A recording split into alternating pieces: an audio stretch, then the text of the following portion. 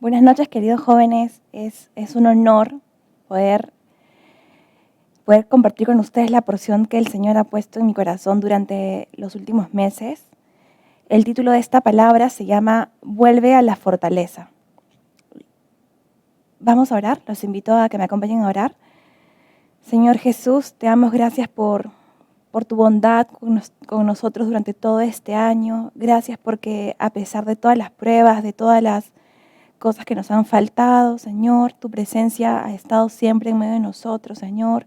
Aún a pesar, Señor, de las malas noticias que hemos podido ver, Señor Jesús, o vivir, quizás tu paz ha gobernado nuestro corazón y nuestra mente, Señor, y sabemos que hoy día lo único que tiene valor en nuestras vidas, Señor Jesús, eres tú y la eternidad que vamos a pasar contigo, Señor, por el resto de nuestras vidas. Y yo te pido que tú permitas que nuestro corazón, Señor, esté listo para escuchar tu palabra, Señor Jesús, y para recibirla y para ser transformado, Señor Jesús.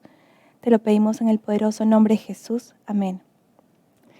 Esta palabra vino a mi corazón desde hace ya algún tiempo y en oración le pedí al Señor que la confirme. Y justo empezamos el estudio de Apocalipsis y fue precioso porque Dios le pide a la iglesia de Éfeso que, a pesar de que había hecho todo bien, le pide que vuelva a su primer amor. Sin embargo, es en otro versículo, en Zacarías 9:12, donde el Señor nos dice: «Volveos a la fortaleza, oh prisioneros de esperanza.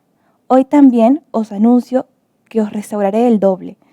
Y la verdad es que esta palabra llenó mi corazón de mucho gozo, porque es necesario que para ser restaurados volvamos a la fortaleza. Y nuestra fortaleza es Dios. Pero mientras que yo meditaba en este versículo, el Señor me traía a memoria muchos momentos en los que yo había experimentado una llenura total de la presencia de Dios y empecé a recordar y añorar aquellos tiempos en cuando nos podíamos reunir con todos los jóvenes y con toda la iglesia entera los domingos para poder alabar y adorar al Señor. Y de verdad que en mi corazón había ese anhelo de poder adorarlo, tanto así que mis últimas noches han sido simplemente ponerme los audífonos y empezar a adorar con un montón de canciones y justo hace poco escuché el potpurrí de Navidad de nuestra iglesia y mi corazón se llenó de gozo porque hay ese deseo de alabar al Señor y adorar al Señor todos unidos. Y esto mismo le pasó al salmista del Salmo 42. Él, hace muchos años, cuando fuimos a Israel y estuvimos caminando por Betseba, porque Roboam dividió el reino entre el norte y Jerusalén, Judá y Benjamín. Entonces, todo el pueblo, la mayoría del pueblo tuvo que dejar de adorar en el templo de Dios. Entonces, por temas políticos, nadie podía llegar al templo de Jerusalén. Entonces, Jeroboam hizo toda una réplica en el norte. Y sin embargo, la guía turística nos recordó de que el salmista había escrito todo el salmo recordando cómo era el tiempo cuando él anhelaba volver a adorar al Señor en el templo. Y él dice en el Salmo 42, «Como el ciervo brama por las corrientes de las aguas, así clama por ti, oh Dios, el alma mía». Mi alma tiene sed de Dios, del Dios vivo. ¿Cuándo vendré y me presentaré delante de Dios?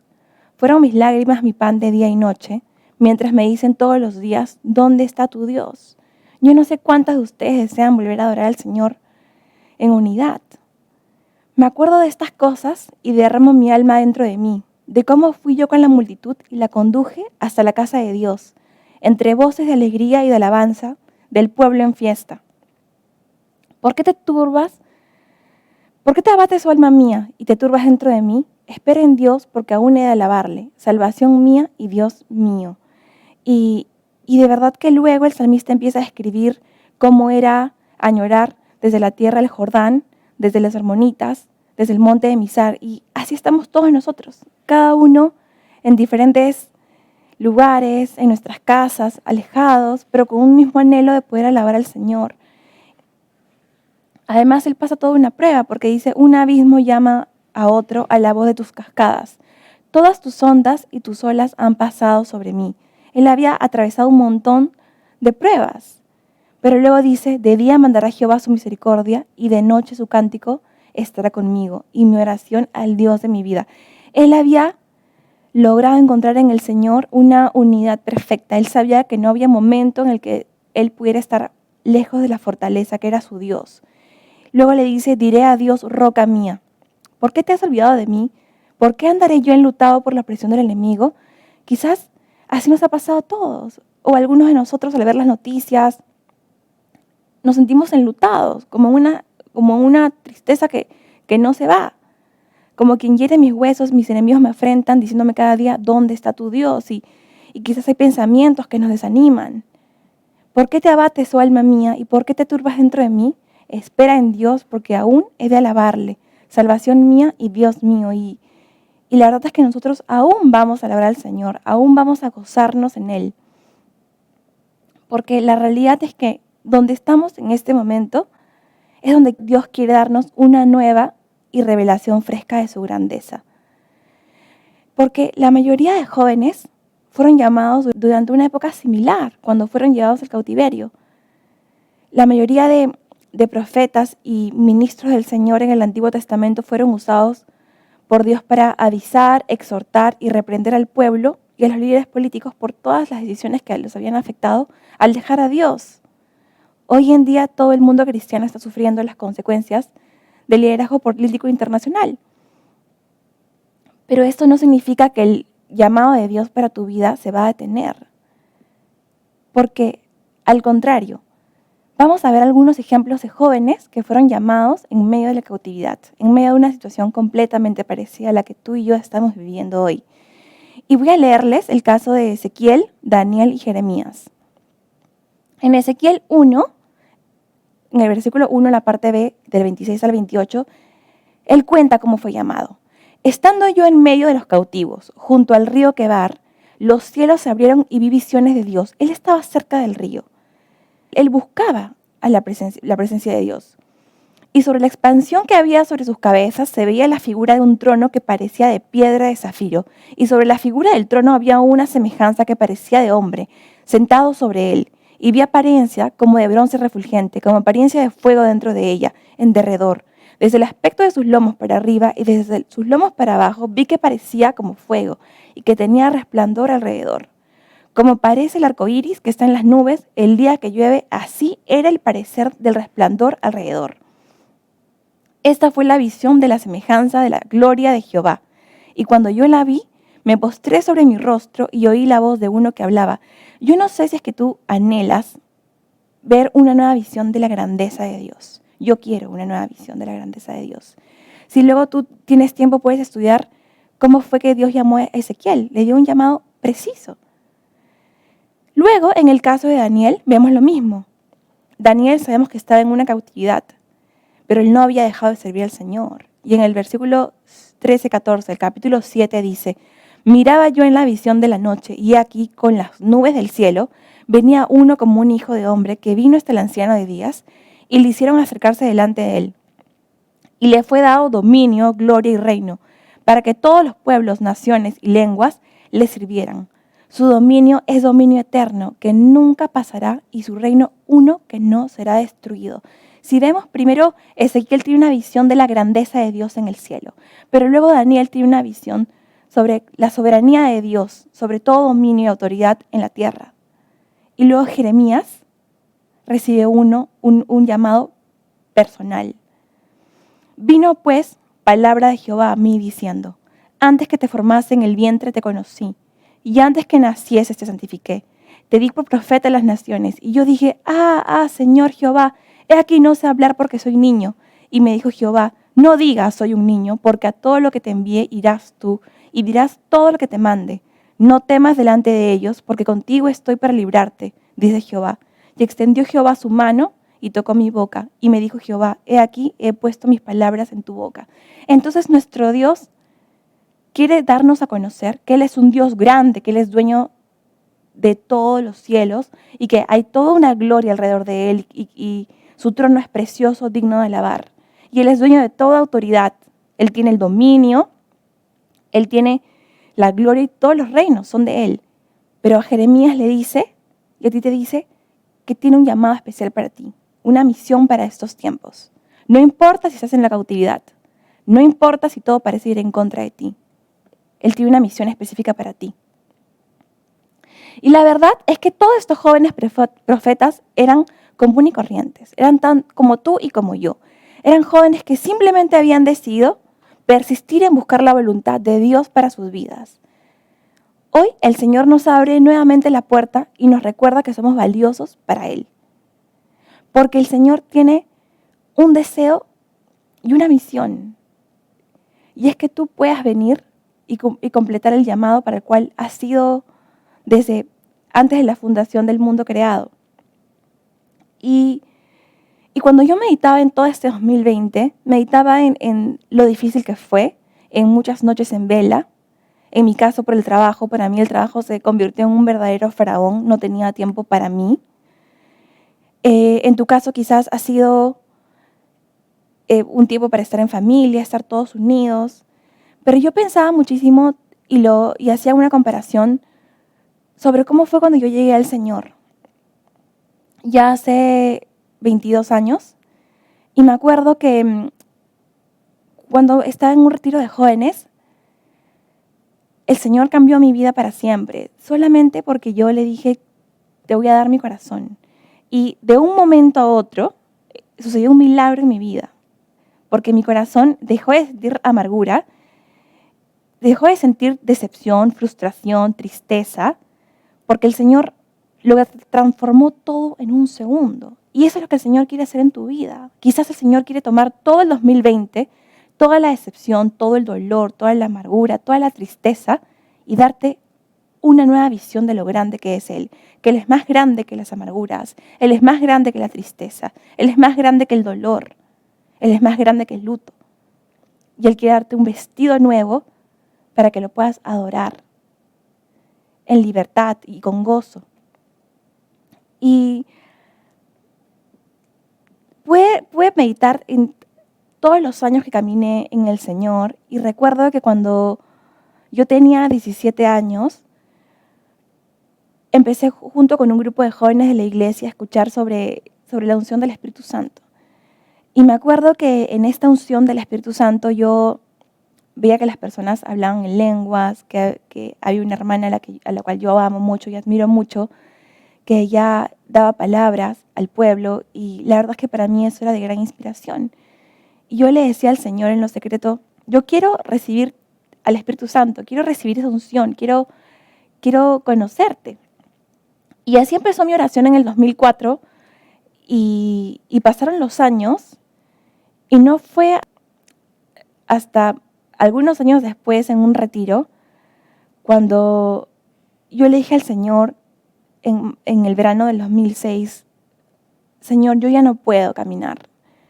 Yo siento que no puedo luchar sola contra el mundo.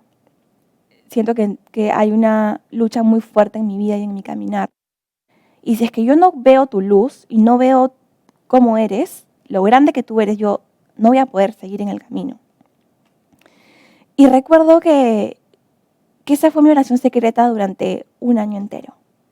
Yo no podía. Yo venía a la iglesia porque yo sabía que en algún momento el Señor iba a volver a tocar mi corazón y venía a la iglesia y en ese retiro recuerdo que yo oré en silencio y le dije, quiero conocerte. Entonces se acercó a mí una de mis líderes y cuando ella oró por mí, yo no puedo describir con palabras lo que vi, pero fue algo muy especial porque cuando uno siente la presencia de Dios, uno sabe que nuestro cuerpo no es capaz de poder soportar lo grandioso que es Dios, lo poderoso que es Dios, lo majestuoso que es Él. Y cuando yo empecé a recibir la unción del Espíritu Santo, en ese retiro recuerdo perfectamente que yo solo quería adorar al Señor, porque Dios era precioso, Dios es digno de adorar, es majestuoso. Y de pronto el Señor comenzó a cambiar las palabras que yo tenía en mi boca y empecé a hablar en lenguas. Y Y yo sé que Pablo habla de que esta es una señal de que hemos recibido al Espíritu Santo. Y el Señor quiere que nosotros tengamos una unción fresca, una unción renovada. Porque sabe que estamos cerrando un 2020 abrumados. Sabe que estamos dejando un 2020 con expectativas. Pero el Señor quiere superar las expectativas que tenemos. Quiere superarlas en Él. Quiere sobrecoger nuestro corazón nuevamente y convencernos de que no hay nada más increíble que buscar al Señor. A lo largo de los 22 años de caminar que yo tengo, la realidad es que yo no me arrepiento en lo absoluto de haber buscado al Señor, de haber decidido que mi vida iba a ser completamente gobernada por Él y para Él. Y la realidad y la gran maravillosa expectativa que el Señor tiene para ti y para hoy es como lo que Él hizo en la vida de Esther y Daniel. Esther y Daniel eran jóvenes que eran obedientes. Y en medio de una cautividad, en medio del horror de vivir en el imperio babilónico, ellos fueron llamados. Esther fue llamada a ser reina y Daniel fue llamado a ser primer ministro.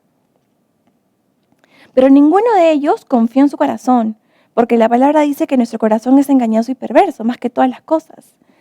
Pero ellos sabían que no había nada más poderoso que la palabra de Dios, como dice en Deuteronomio 28. Cuando uno decide obedecer al Señor, dice, te pondré por cabeza y no por cola, y estarás encima solamente y no estarás debajo, si obedeces los mandamientos de Jehová tu Dios, que yo te ordeno para que los guardes y los cumplas. Y si no te apartares de todas las palabras que yo te mando hoy, ni a diestra ni siniestra, para ir tras dioses ajenos y servirles, porque hoy en día estamos rodeados de dioses. Uno a veces se cansa y quieres prender la televisión y quieres olvidarte de todo lo que vives viendo televisión. Pero esa no es la salida. Yo antes veía un montón de televisión, pero un día en mi corazón dije, no quiero más ver televisión. Ya no veo televisión, porque sé que mi tiempo es muy valioso. Puse todo en balanza y comencé a ver qué es lo realmente importante para mi vida. Y esta es una decisión que yo la he tomado hace más de 10 años, porque no hay nada más importante que aprovechar el tiempo y si es para Dios es mejor. Y luego dice que el Señor también nos da una oportunidad. Yo no sé si es que quizás te has alejado del Señor y hoy en día cuesta volver porque no tenemos una iglesia donde reunirnos o tienes un montón de pensamientos que dentro de ti te dicen que eres una falla, le has fallado porque no lo has buscado lo suficiente. Yo he persistido con este pensamiento dentro de mí a lo largo de este año porque no he tenido tiempo. Me ha faltado el tiempo. Aún hoy día tengo pendientes y me siento angustiada porque también anhelo buscar al Señor. Entonces, he tenido que transformar mi vida para buscarlo al Señor en la noche. Y tengo horas, a veces me voy a dormir tarde porque necesito tener un tiempo con Dios. Y si por alguna razón tu corazón se ha secado, porque te has alejado de Él, te has alejado de los hermanos, el Señor también nos da una nueva oportunidad. Él dice en Deuteronomio 31, sucederá que cuando hubieran venido sobre ti todas estas cosas, la bendición y la maldición que he puesto delante de ti, te arrepintieres en medio de todas las naciones a donde te hubiera arrojado Jehová tu Dios, y te convirtieres a Jehová tu Dios y obedecieres a su voz conforme a todo lo que yo te mando, hoy tú y tus hijos con todo tu corazón y con toda tu alma, entonces Jehová hará volver a tus cautivos y tendrá misericordia de ti. Y volverá a recogerte de entre todos los pueblos a donde te hubiera esparcido Jehová tu Dios. Aun cuando tus desterrados estuvieran en las partes más lejanas que hay debajo del cielo, de allí te recogerá tu Dios y de allí te tomará. Y hay una cosa que a mí me impactó en el versículo 5, y esa es una promesa que yo la he guardado para mí.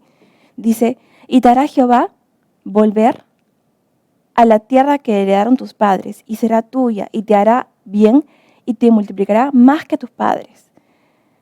Y la realidad es que el Señor tiene grandes bendiciones para ti, grandes bendiciones.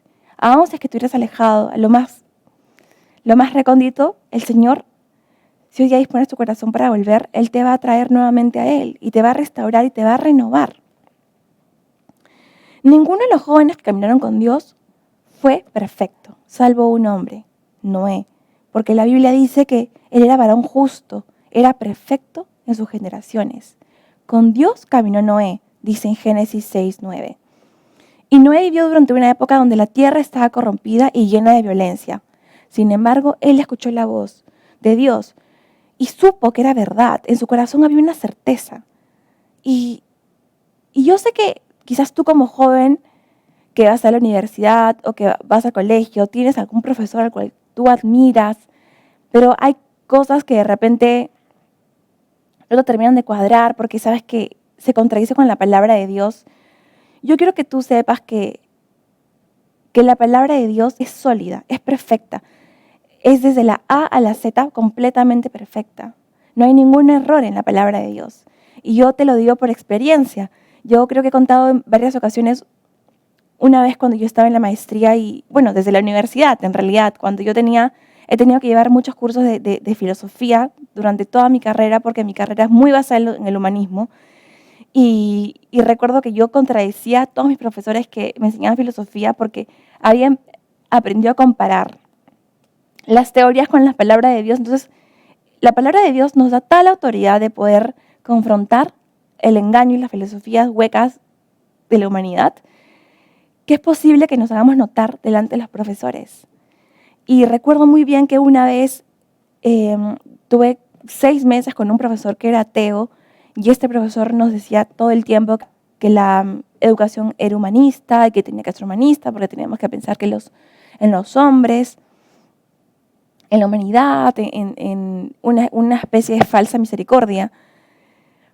Pero como profesora yo sabía que no podía confiar en ese humanismo porque además de eso había un montón de filósofos que en ese momento utilizaban para poder de alguna forma avalar o argumentar las teorías que nos daban. Pero la palabra de Dios nos enseña de que Dios nos ve a nosotros, que somos completamente vil y menospreciados.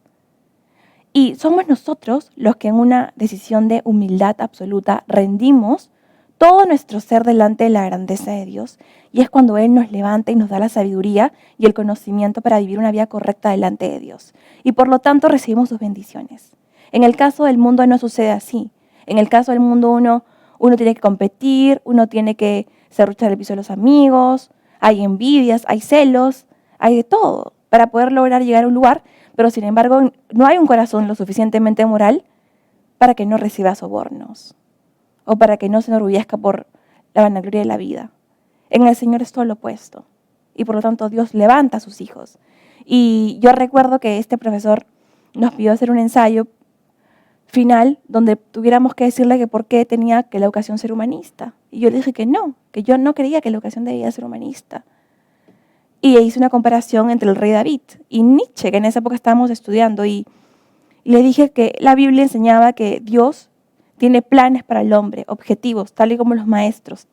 Tenemos planes para nuestros alumnos o como tus padres tienen planes para ti. Porque los padres, los maestros y obviamente Dios tienen una visión mayor para nuestras vidas y nosotros estamos aprendiendo. Entonces, ¿qué fue lo que sucedió? Que cuando uno basa la teoría en el humanismo secular, las personas seculares no saben cómo ser libres de sus depresiones, no saben cómo ser libres de sus angustias, no saben cómo ser libres de vivir con rabia, con dolor, con ira. Entonces han empezado a crear toda esta forma de vida de acéptate tal y como tú eres. Acéptate, sé tú mismo. Pero es una tragedia, porque vimos a un grupo de personas que viven tratando de llenar vacíos de forma superficial, pero sin recibir un toque que transforme sus vidas de verdad. Y Noé, en un mundo igual que nuestro mundo en la actualidad, supo conocer la voz de Dios y entender que era completamente diferente al mundo, porque él creyó. Y hoy en día yo me pregunto, ¿puedes tú definir el concepto de verdad? ¿Qué es la verdad? Nosotros como creyentes sabemos que la verdad es Jesús, pero en realidad, ¿cómo diferenciar la verdad de la fantasía que hoy en día se quiere crear o llamar verdad? Porque hoy en día la verdad ya no es absoluta, es un término que se ha relativizado. Y vamos a conocer de dónde viene ese término de relativización. La verdad, chicos, jóvenes, no es contradictoria. La verdad es absoluta, es descubierta porque está la luz, tal y como Jesús vino a alumbrar, es la luz del mundo y vino a alumbrar nuestros pecados. Es descriptiva, porque cuando uno lee la palabra, Dios empieza a descubrir nuestro corazón y nos describe tal y como somos, pero también nos describe su esperanza. Es inescapable, no importa si es que tú quieres alejarte de la verdad nunca dejará de ser cierta. Es incambiable, porque por más que hayan 1.000.000 de personas que llamen a lo negro blanco, siempre seguirá siendo negro. Y hay hoy día un peligro, hay una protesta en contra de la verdad absoluta, porque hoy día decimos que la verdad es ofensiva, es divisiva. Si es que tú aseguras que tienes la verdad, estás yendo en contra del mundo. Hoy en día ya no, todo lo que importa es que tú seas sincero. Y el problema con esta postura, con el simple hecho de ser sincero, es que la verdad es inmune a la sinceridad, a la creencia y al deseo. No importa cuán sinceramente crea uno que la llave equivocada abrirá una puerta, pero si es la llave equivocada, nunca se abrirá esa puerta. La cerradura seguirá sellada. La verdad tampoco es afectada por la sinceridad, porque si tienes un frasco de veneno, pero tú te imaginas que es limonada, y tú te tomas ese frasco de veneno, te puedes morir, porque nunca será limonada. Y la verdad es insensible al deseo, porque por más que tú quieras que tu carro se llene de gasolina, si no tiene gasolina, tu carro no va a prender, porque el tanque está vacío. No se trata del deseo, la verdad no se basa en el deseo, jóvenes. Y hace poco me tocó hacer una presentación sobre la corrupción en el mundo, y dentro de ello yo descubrí que el término de la relativización vino desde la época de la Unión Soviética, y fue Lenin el que acuñó por primera vez el término relativismo, porque él hizo que todo fuera subjetivo de acuerdo al conocimiento humano, a los factores de una cultura, y todo el relativismo depende de la cultura donde tú estés. Pero eso no es verdad, porque la verdad seguirá siendo verdad, así uno esté en China, en Australia, en Japón, la verdad siempre será la verdad. Y la verdad cambió el mundo hace 2000 años. Hay una sola cosa que Dios aborrece, y es que la gente detenga la verdad. Y en Romanos 1:20 dice, porque la ira de Dios se revela desde el cielo contra toda impiedad e injusticia de los hombres que detienen con injusticia la verdad.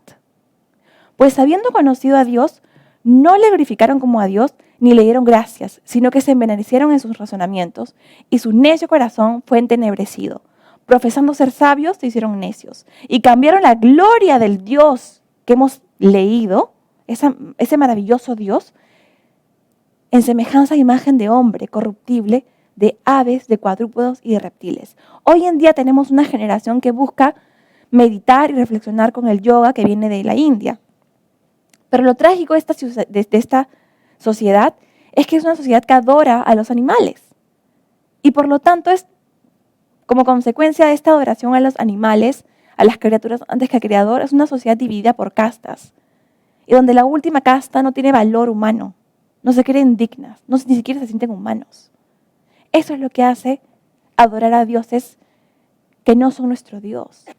Hacen que tú puedas alejar tu mirada de la grandeza de Dios y te olvides que estás hecho a la imagen y semejanza de Dios y abras la puerta para que un montón de pensamientos te digan que no vales, que estás arruinado, frustrado, decepcionado, que no hay esperanza para ti, porque has olvidado que tu visión es adorar a la grandeza de Dios. Cuando nosotros abrimos una puerta al engaño o nos alejamos de Dios, vale la redundancia, por preocuparnos por nosotros mismos y nos olvidamos de nuestro lugar, de la fortaleza que es adorar al Señor, nos olvidamos que estamos hechos a la imagen de Dios. Y nuestra vida cae en una depresión, en una vagancia, en una sin razón, en un sin propósito. Apartar nuestra fe y nuestra mirada de la majestad y de la verdad de Dios nos va a traer pensamientos decadentes, tal como en Romanos 1, 28 al 32. Ahorita vamos a leerlo. Lo que sucede es que a veces no queremos aceptar la verdad de Dios porque queremos evadir la responsabilidad de asumirla. Dice que ellos no aprobaron tener en cuenta a Dios. Midieron a Dios.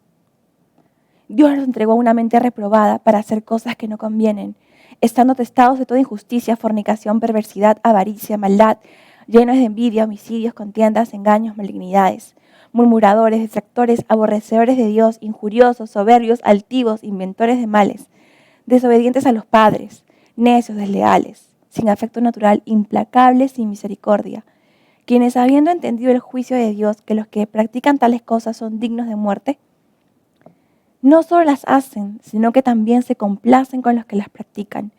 Y quizás tú puedes criticarme y puedes decirme, Mayra, está bien, es fácil para ti decirlo, vives en una casa con padres creyentes, con padres que están todo el día contigo, pero la realidad es que para nadie es fácil, es una decisión constante, es una decisión de buscar al Señor todos los días. Y quizás hoy en día todo lo que ha pasado en el mundo te haya hecho olvidar que tú tienes un motivo y un propósito. Jesús vino a la tierra y Él tenía un motivo para vivir y éramos nosotros, pero también conocía su propósito y era la cruz. Y Él, a pesar de todo lo que Él vivió, nunca jamás sintió autocompasión acerca de sí mismo. Al contrario, Él sabía que tenía que ir a la cruz por amor. Y en Juan 14, ya estoy terminando, no se preocupen. Hay una parte donde a mí el Señor me habló muchísimo durante este último mes, porque Él termina diciéndoles a los discípulos, por si acaso uno de ustedes me va a traicionar y uno de ustedes me va a negar. Y en medio de toda esta conmoción, en medio de los discípulos, Él empieza diciéndoles, no se turbe vuestro corazón. ¿Creéis en Dios? Creed también en mí. En la casa de mi Padre muchas moradas hay. Si así no fuera, yo os lo hubiera dicho. Voy pues a preparar lugar para vosotros. Y si me fuera a preparar el lugar, vendré otra vez y os tomaré a mí mismo, para que donde yo estoy, vosotros también estéis. Y sabéis a dónde voy y sabéis el camino. Y lo increíble de esto es que, yo no sé cuántos recuerden, hace un par de semanas Tía Talib habló sobre el Padre. Y es así.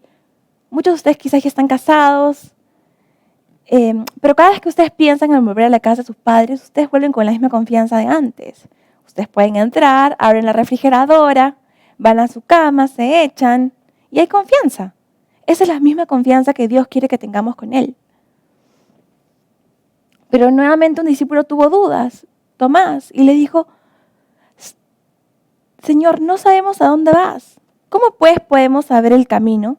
Jesús le dijo, yo soy el camino, la verdad y la vida. Nadie viene al Padre sino por mí. Si me conocéis, también a mi Padre conocerías. Y desde ahora le conocéis y la habéis visto. Y luego conversa con todos los discípulos y les dice a todos ellos que es a través de Él. Pero luego Él les da un consuelo. Él les dice que Él va a enviar al Consolador para que así como como el Padre estuvo en Él también esté en nosotros. Y dice luego en el versículo 12, de cierto os digo, el que en mí cree, las obras que yo hago, Él las hará también. Y aún mayores hará, porque yo voy al Padre. Y todo lo que pidieres al Padre en mi nombre, lo haré, para que el Padre sea glorificado en el Hijo. Si me amáis, guardad mis mandamientos. Y de verdad que esta parte es increíble porque no se trata de que nosotros vamos a ir a convertir el agua en vino, no se trata de que vamos a ir a caminar sobre el mar y la gente nos va a ver. Yo no sé cuántos de ustedes recuerdan que inmediatamente después de que el Espíritu Santo vino en Pentecostés, Pedro salió y predicó y miles de hombres se convirtieron por solo creer. Yo creo en eso. Yo espero en eso. Yo anhelo eso. Yo anhelo que mis amigas se conviertan al Señor. Yo anhelo que mis abuelos tengan sueños de Dios y que el Espíritu Santo se les revele y que les muestre a Jesús el camino, la verdad y la vida. Yo oro. Y el Señor nos lleva hacia eso. Pero hay una porción que el Señor trae a mi corazón, y es que yo no sé cuántos de ustedes recuerdan a Isaías cuando él recibe esa gran visión. La Biblia dice en el año que murió el rey Usías. Yo no sé cuántas cosas han muerto este año en tu vida, cuántas esperanzas se han ido, cuántas cosas has perdido. Pero la Biblia dice, en el año que murió el rey Usías, vi yo al Señor sentado sobre un trono alto y sublime, y sus faldas llenaban el templo. Por encima de él habían serafines, cada uno tenía 6 alas, con 2 cubrían sus rostros, con 2 cubrían sus pies y con 2 volaban. Y el uno al otro daba voces, diciendo, Santo, Santo, Santo Jehová de los ejércitos, toda la tierra está llena de su gloria. Y los quiciales de las puertas se estremecieron con la voz del que clamaba, y la casa se llenó de humo. Entonces dije, ay de mí que soy muerto, porque siendo hombre inmundo de labios y habitando en medio de un pueblo que tiene labios inmundos, han visto mis ojos al Rey Jehová de los ejércitos. Y ese es el anhelo de Dios. Él quiere que tú lo veas. Él quiere que tengas una nueva visión fresca, una visión de lo grande que es Él, del plan que Él tiene, de la misión que Él tiene para ti. Pero es necesario adorarlo y volver a la fortaleza que es en su presencia. Que Dios los bendiga.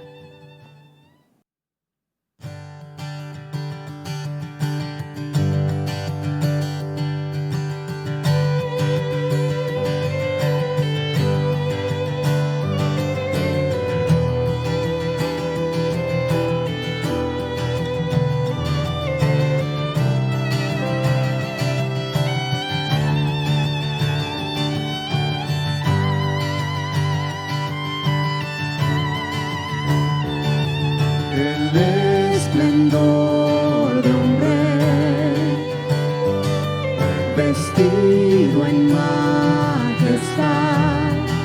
La tierra alegre está, la tierra alegre está. Cubierta está de luz, venció la oscuridad. Y tiembla a su voz, y tiembla a su voz. Cuán grande es Dios, cántale cuán grande es Dios, y todos lo verán. Cuán grande es Dios.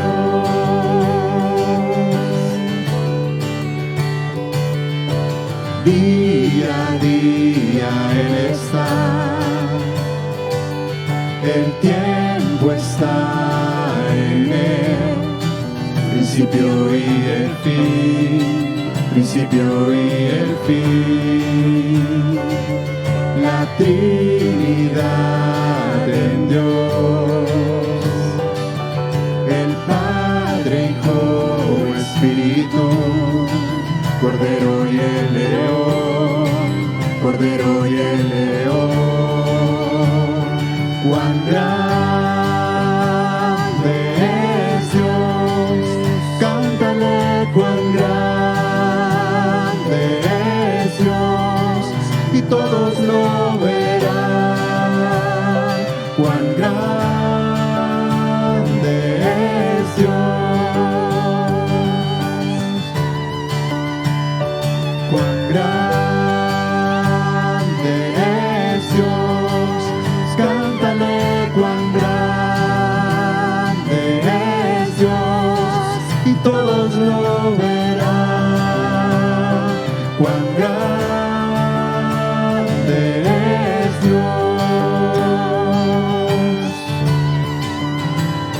Tu nombre sobre todo es. Eres digno de alabar, y mi ser dirá cuán grande es Dios. Tu nombre sobre todo es. Eres digno de alabar, y mi ser dirá cuán grande es Dios. Cuán grande es Dios. Cántale cuán grande es Dios, y todos lo verán. Cuán grande es Dios. Cuán grande es Dios. Cántale cuán grande es Dios, y todos lo verán. Cuán grande es Dios. Mi corazón entona la canción. Cuán grande es Él. Cuán grande es Él.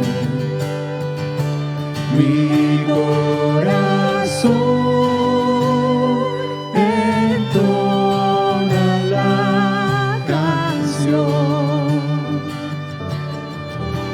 Cuán grande es Él.